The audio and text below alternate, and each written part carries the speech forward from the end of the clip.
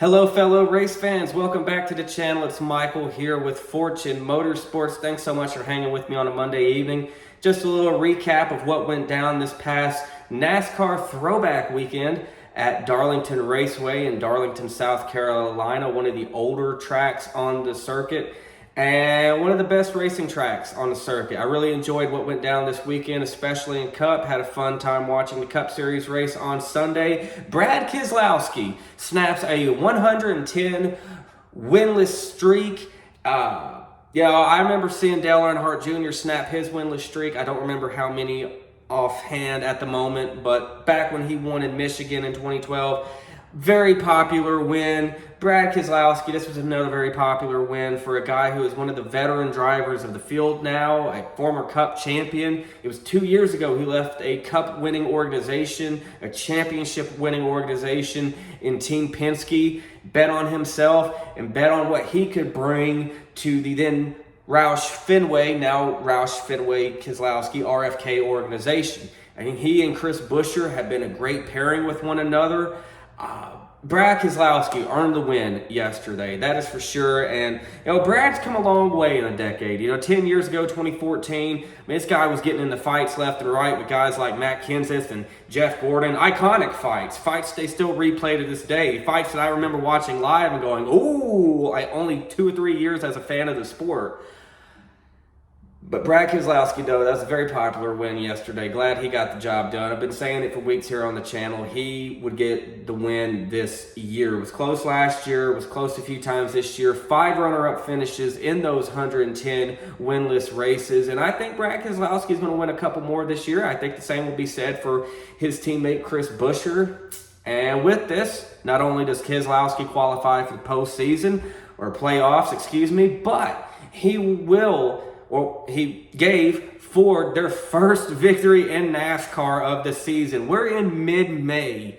The season started in mid-February. So it took 3 months, ladies and gentlemen, for Ford to get their first win in any of NASCAR series. I think that includes ARCA as well. I haven't seen a Ford win an ARCA race either.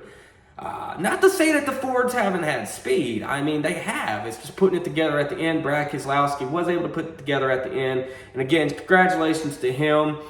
Love listening to his post-race interview. You could tell what the victory meant to him. And Brad's a good owner too. If you don't know, he once upon a time was a Truck Series owner and gave a ride to drivers like a Tyler Reddick or an Austin Cindric. So he has an eye for talent.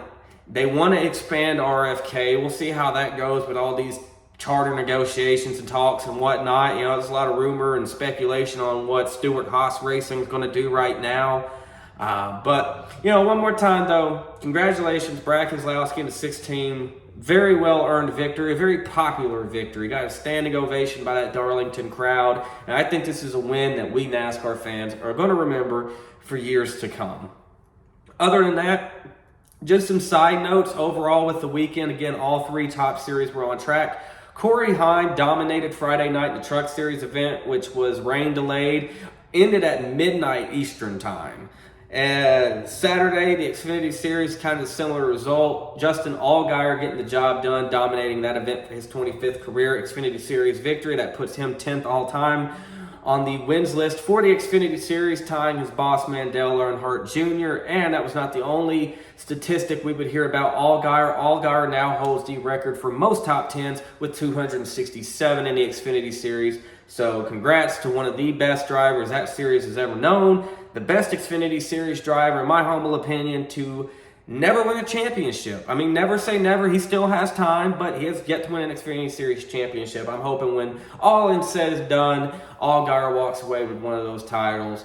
But that's just pretty much sum up the racing action this weekend. Again, I want to know, though, guys, what was your favorite throwback paint scheme? I think overall this past weekend, Hendrick Motorsports won it.